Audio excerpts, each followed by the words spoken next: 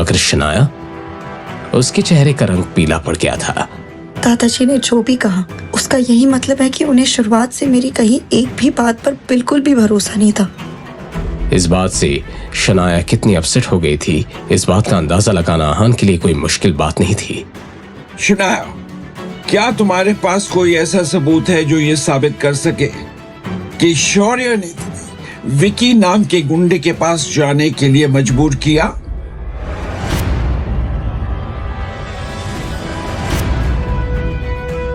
है कोई सबूत? क्या होगा शनाया का जवाब? क्या शनाया अपनी बेगुनाही साबित कर पाएगी या फिर शौर्य इस लड़ाई में जीत जाएगा? इस सिचुएशन में आहान का क्या रिएक्शन होगा? अगर शनाया को कुछ भी हुआ तो क्या? तो मैं भूल जाऊंगा कि आप शनाया के दादाजी हैं। Really? शनाया, आज तुम इसके साथ चली गई तो अच्छा नहीं होगा।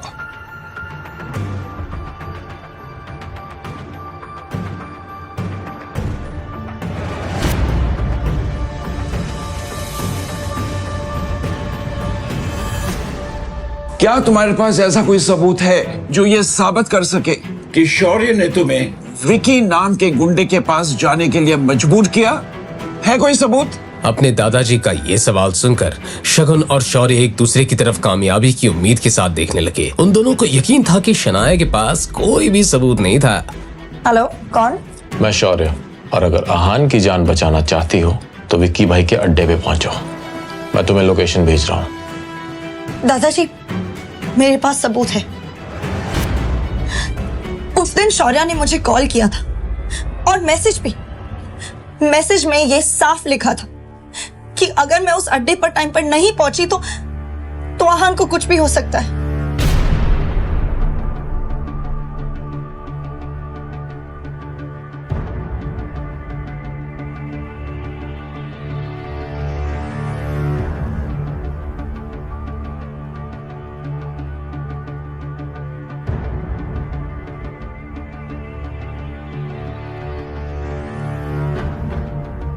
शौर्य, अब इसके बारे में तुम क्या कहना चाहोगे?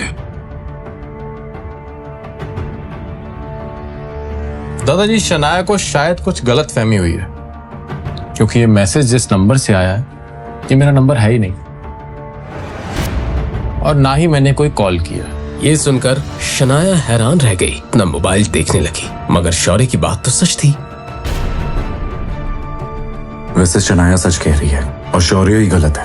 ये प्रूव करना मेरे लिए इतना मुश्किल नहीं है, लेकिन मैं चाहता हूँ कि शनाया को इस हादसे से सबक मिले, ताकि अगली बार जब कोई शनाया को फ्रेम करने की कोशिश करे तो वो इतनी आसानी से किसी के चुंगल में ना फंस जाए। इसका मतलब ये है कि शनाया के पास कोई ऐसा सबूत नहीं है जो साबित कर सके कि शौर्य ने कुछ गलत किया है या वो गलत है।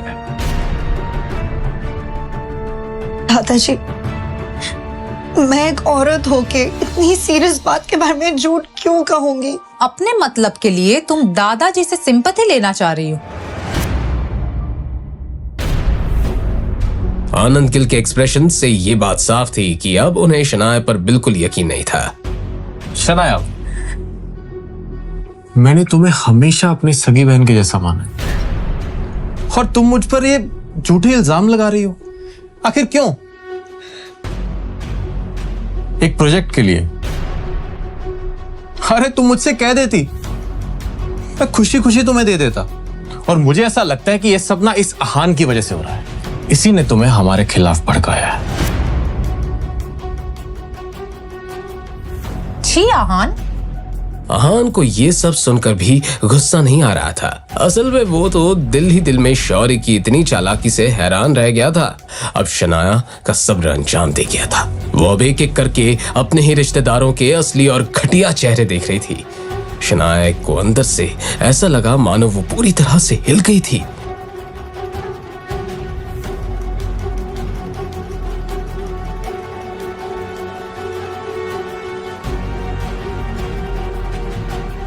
मगर तभी उसे अपने कंधे पर एक छुअन महसूस हुई। ये छुअन शनाया को अपनेपन की गर्माहट दे रही थी।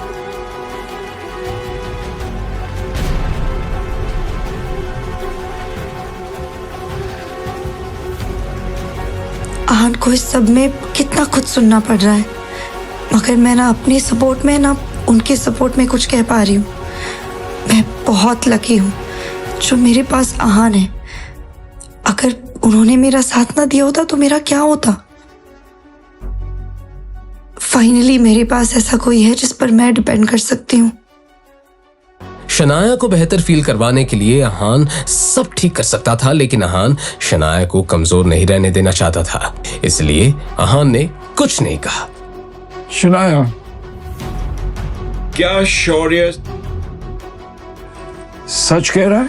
अगर शौर्य की बात सही थी तो शनाया ने अपने परिवार की मर्यादा को पार किया था, और गिल परिवार में ऐसी घटिया गलती की कोई माफी नहीं होती, सिर्फ सजा थी, परिवार से बेदखल करने की सजा। अब शनाया हार गई थी और सुबकते हुए रोने लगी। अब तो मैं ये भी साबित नहीं करना चाहती कि मेरी कोई गलती नहीं है। वैसे भी मेरे कुछ कहने ना कहने से कोई फर्क नहीं पड़ने वाला। अब जब शनाया ने अपने घुटने टेक दिए थे तो आहान को ही अपनी बीवी का साथ देना था। क्या अब इस बात से फर्क पड़ता है कि शौर्य सच कह रहा है या झूठ? लड़के, आखिर तुम कहना क्या चाहते हो? क्या आप मेरी बात का मतलब नहीं समझे? मैं बताता हूं। मैं ये कह रहा हूं कि आपने अपना फैसला तो कर लिया।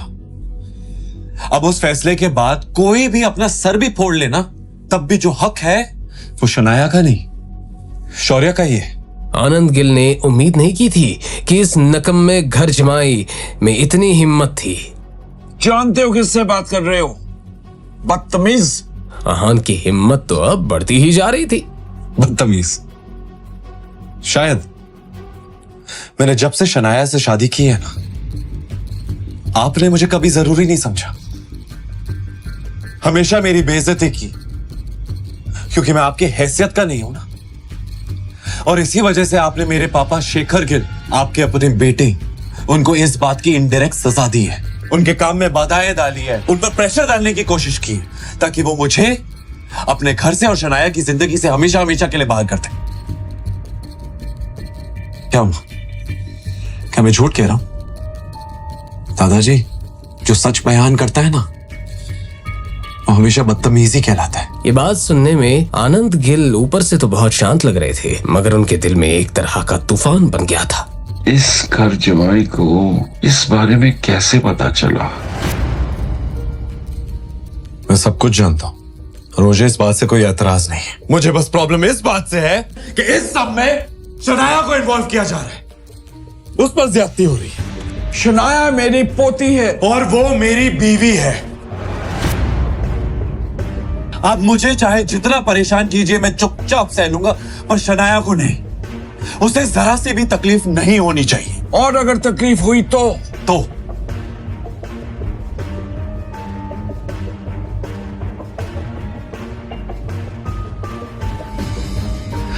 इसकी कीमत पूरे गिल परिवार को चुकानी पड़ेगी। आहान की ये बात सुनकर शनाया इमोशनल होकर रोने लगी। पापा सही कहते हैं, मेरे पास हमेशा से हीरा है, मगर उस हीरे ने हमेशा कोयला होने का दिखावा किया। धमकी दे रहे हो मुझे?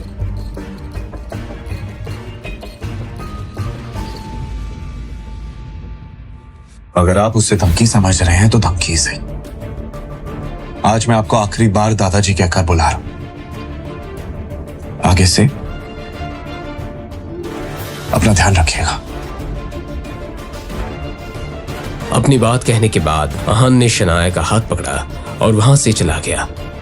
शनाया को इस बात का एहसास था कि गिल परिवार से उसका रिश्ता टूट चुका था। पहले कभी शनाया ने इस बारे में सपने में भी नहीं सोचा था। शनाया को तो बस इसी बात की तसल्ली थी कि इस सब में वो अकेली नहीं थी, आहान उसके साथ था। शनाया को कुछ खोने का गम नहीं था, वो तो बस जो था उसी के साथ खुश थी। शनाया को रियलाइज हुआ कि असली आहान ऐसा दिखता था, इतना कॉन्फिडेंट, इतना ब्रेव।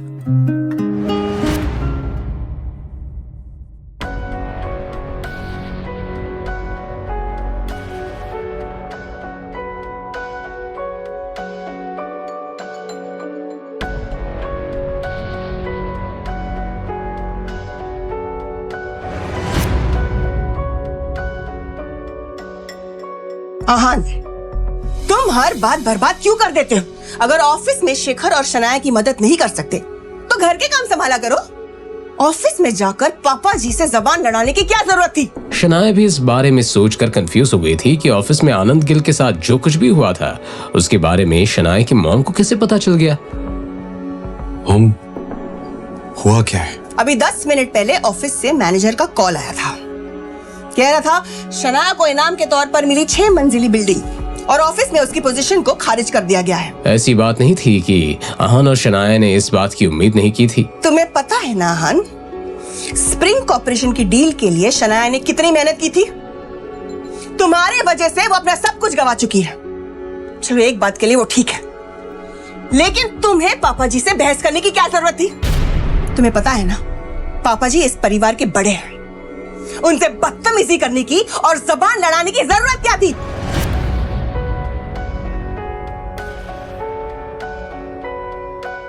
अगर एक बार के लिए शनाया ने पापा जी से लड़ाई की होती तो मैं कुछ कर सकती थी, अपनी पोती को कुछ सजा देकर पापा जी माफ कर देते। लेकिन यहाँ इसके अंदर इतनी हिम्मत कहां से आ गई? अब कुछ नहीं हो सकता। आहान ने शनाया और उसकी फैमिली को बहुत बड़ी मुसीबत में डाल दिया था। माँ, इसमें आहान की कोई गलती नहीं थी। दादाजी शौर्या की तरफदारी कर रहे थे और उन्होंने मुझ पर यकीन करने से मना ही कर दिया था। रियली शनाया, तुम अब भी इसी आदमी का साथ दे रही हो? इसकी वजह से तुम अपना सब कुछ गवा चुकी हो और तुम्हें यह सही लग रहा है? यू नो, तुम दोनों ने अपनी सफाई देते वक्त अगर थोड़ी तमीज से बात कर ली होती ना तो पापा जी इतना बड़ा कदम नहीं उठाते। बल्कि मैं कहती हूँ इस आहान को अपना मुंह खोलने की जरूरत क्या थी? अपनी मॉम की ये बात सुनकर शनाया भी थोड़ी परेशान हो गई। उसने अपने आप से ही कहा, भले ही आहान की कोई गलती नहीं है, मगर इस बात का अंजाम बहुत बुरा हो रहा है। हर्ष, मेहरा और विकी के साथ मेरा नाम जोड़कर कई सारी अफवाहें उड़ेंगी और बातें भी होंगी। आज का दिन कमाल था। विक्की भाई से बात करके मैं तो घबरा ही गया था कि आखिर मेरा क्या होगा, मगर थैंक्स टू शगुन, उसकी बेवकूफी और मेरे प्रेजेंस ऑफ माइंड ने सब कुछ वैसा कर दिया जैसा मैं चाहता था। अब इंजीनियर्स की टीम भी मेरी, स्प्रिंग कॉर्पोरेशन का प्रोजेक्ट भी मेरा और इस कंपनी के हेड की पोजीशन भी मेरी। बेचारी शनाया गुस्से में घर में बवाल कर रही हो या रो रही होगी। शौर्य बेटा,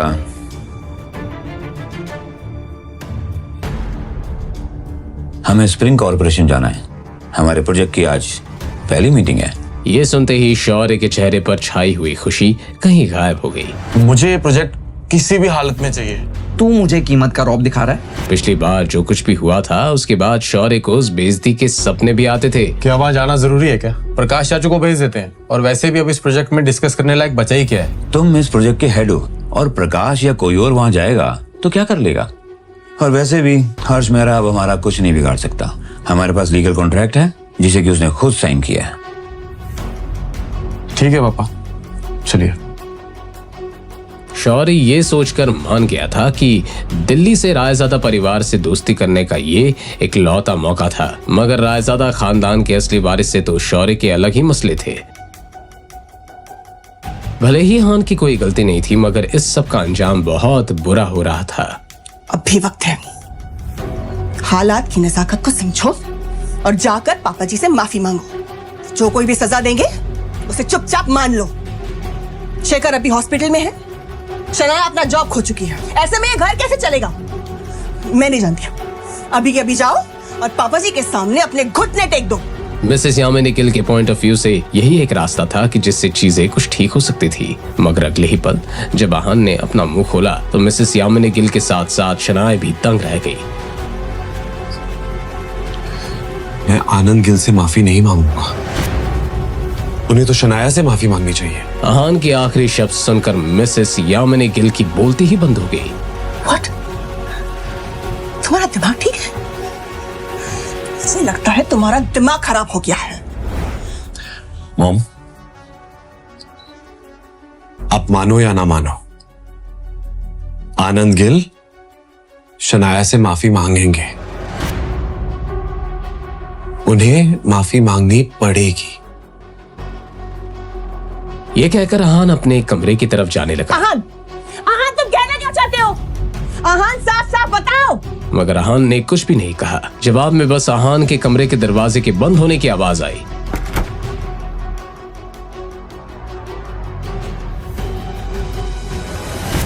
जब शौर्य और नीरज गिल बिल्डिंग के अंदर आए, वो दोनों थोड़ा नर्वस थे, मगर दोनों बाप बेटे इस तरह दिखावा कर रहे थे मानो पिछली बार जिल्लत कभी हुई नहीं थी। नीरज गिल ने शौर्य से कहा, मेरा हो सकता है कभी पुलिस तुझे मिल रहा हो, और हो सकता है कि हमें हर्ष मेहरा को मिलने की नौबत ही ना आए। अपने पापा की ये बात सुनकर शौर्य को कंफर्टेबल फील हुआ।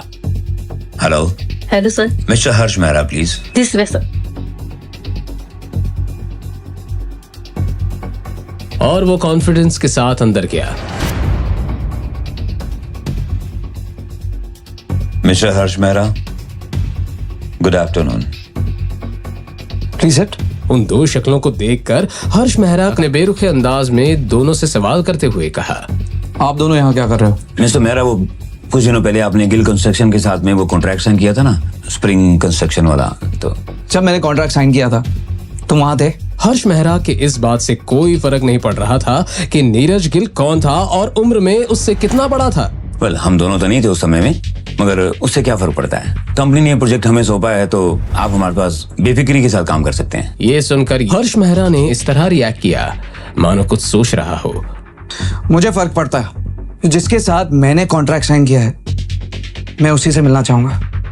नीरज ने लाचार होकर सवाल किया, मिस्टर मेहरा, आप मेरी मुश्किलें क्यों इतनी बढ़ाते जा रहे हैं? निकल जाओ यहाँ से।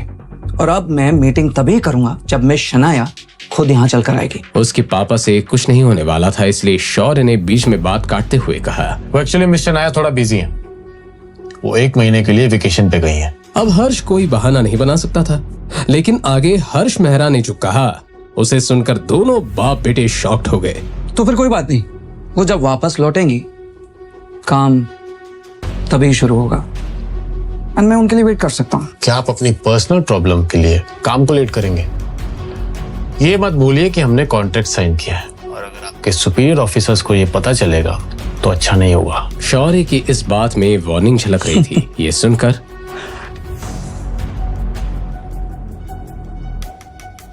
तुम मुझे धमकाने की कोशिश कर रहे हो? मिस्टर मेहरा, हम आपको धमकी देने की कैसे कोशिश कर सकते हैं? बात तो यहीं खत्म हो गई थी। हर्ष मेहरा ने वापस से अपनी फाइल पकड़ी और बाप बेटे की इस जोड़ी को जानबूझकर नजरअंदाज करते हुए कहा, तो अगर ऐसी बात है तो निकल जाओ, और अगली बार मैं शनाया के बगैर वापस मत आना। लीव। शौर्य और नीरज एक बार फिर से इस कंपनी में बेइज्जत हो चुके थे।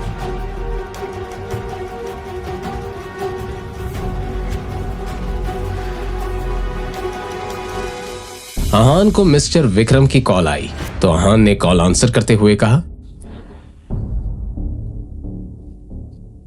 काम हो गया? जी काम हो गया, बाद में बात करते हैं। ये कहकर उसने कॉल काट दिया। इस वक्त आहान किचन में खाना बना रहा था कि तभी शनाया किचन के अंदर आई और उसने आहान से सवाल करते हुए कहा, आहान किससे बात कर रहे थे? शनाया का सवाल सुनकर आहान नर्वस हो गया। उसने बहाना बनाते हुए कहा, ऑफिस से कॉल आया था, आपको भूख लगी होगी ना, खाना बन जाएगा, बस 5 मिनट ना। अपनी बात कहने के बाद वो जा ही रही थी कि शनाया को कुछ याद आया और उसने मोड़कर आहान से पूछा, वैसे आप विकी के अड्डे पर पहुंचे कैसे? आप वहां क्या कर रहे थे?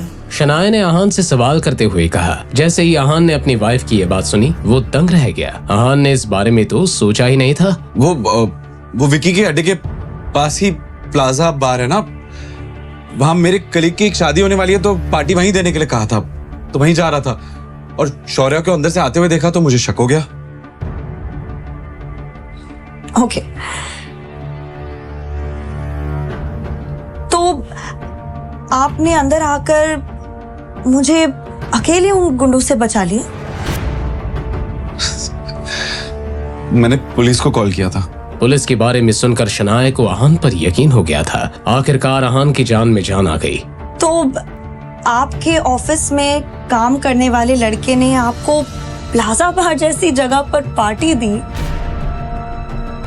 वो इतना खर्चा कर सकता है? शनाया बहुत स्मार्ट थी और जितना आहान की सैलरी थी उससे 5-10 हजार ज्यादा खर्चा प्लाजा बार जैसे जगह पर एक वक्त के खाने और ड्रिंक्स पर होता था। इसलिए शनाया का सवाल लॉजिकल था।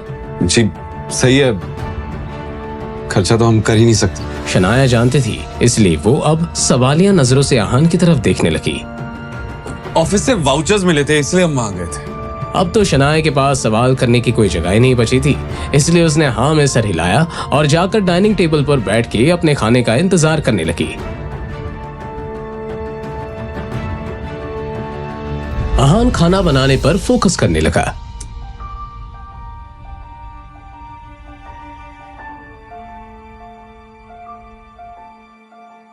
चानी निकाल दी थी। थोड़ी ही देर में खाना बन गया। आहान ने शनाया के प्लेट में खाना सर्व किया।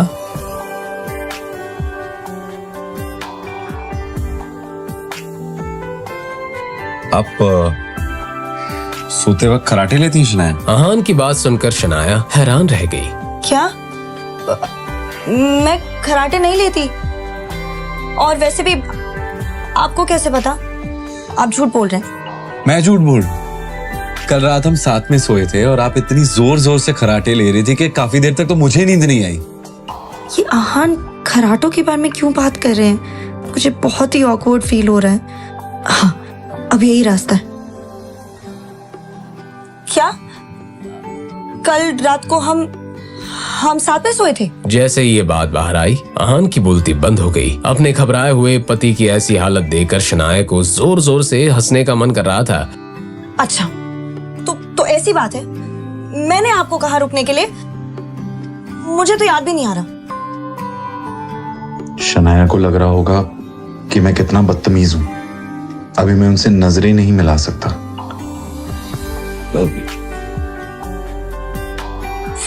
वो मैं हलवा बनाना भूल गया। मीठे के बिना तो खाना अच्छा भी नहीं लगेगा। आप आराम से खाइए, मैं अभी हलवा लेकर आता हूं। अपनी बात कहने के बाद आहान तुरंत किचन की तरफ चला गया। उसे ऐसे जाते हुए देखकर शनाया की हंसी छूट गई। खिलखिलाकर हंसने के बाद शनाया ने अपने आप से ही कहा, ये आहान भी ना, इन्हें चिढ़ाने में एक अलग ही मजा आता है। जहाँ एक तरफ आहान और शनाया के घर में हंसी मजाक का माहौल था, गिल कंस्ट्रक्शन की हवा में एक अलग ही टेंशन थी। स्प्रिंग कंस्ट्रक्शन से आने के बाद शौर्य और नीरज की हालत गुस्से और चिढ़ से खराब हो रही थी। इस हर्ष मेहरा की हिम्मत तो देखो।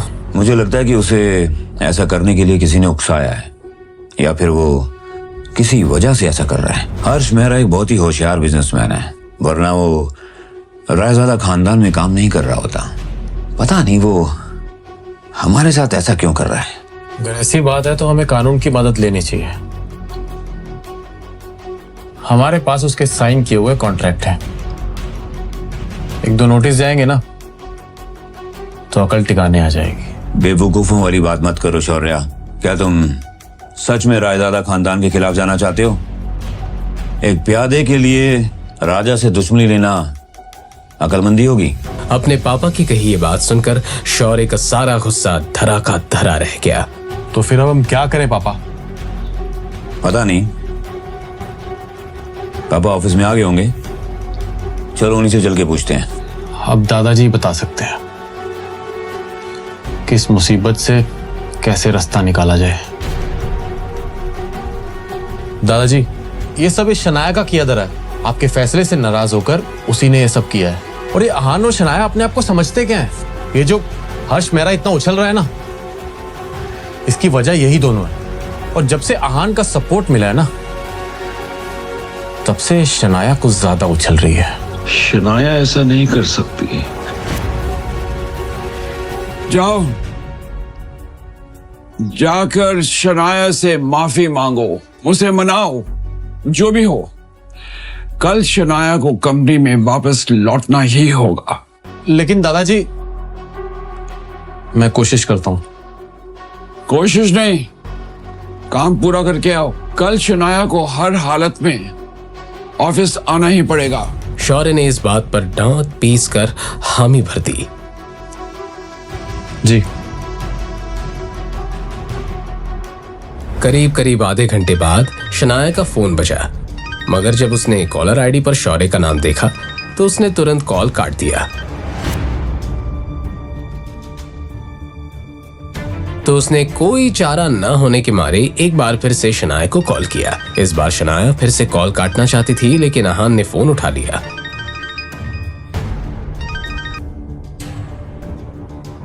क्या बात है? शनाया कहाँ है? मुझे उससे बात करनी है। अहान को ऐसे ही किसी जवाब की उम्मीद थी। सॉरी। अरे तो उसे जल्दी उठाओ, मुझे उससे बहुत जरूरी बात करनी है। शौर्य की बात के जवाब में अहान ने बिना कुछ कहे कॉल काट दिया। दूसरी तरफ से बज रही बीप को सुनकर शौर्य गुस्से से तिलमिला उठा। अरे बेटा, एक बार फिर फोन कर ले।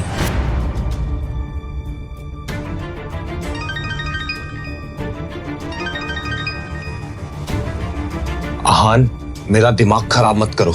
कहो तुम्हें क्या कहना है, मेरे पास वक्त नहीं है। शनाया से कहो अगर वो मेरी बात मान ले और अपना दिमाग ना चलाए तो मैं उसे इस कंपनी में वापस आने का मौका दे सकता हूँ। शौर्य ने अपनी बात इस अंदाज में कही थी मानो कि कोई चैरिटी कर रहा था। अहान खुद इस पूरे गेम का मास्टरमाइंड था।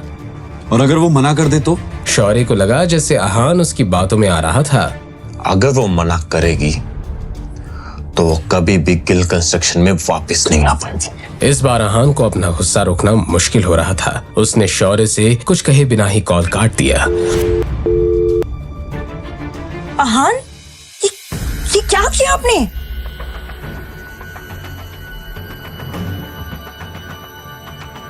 क्या शनाया अहान से नाराज हो गई थी?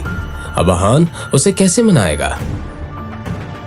क्या होगा शौर्य और नीरज गिल का अगला कदम? जानने के लिए सुनते रहिए पॉकेट एफएम।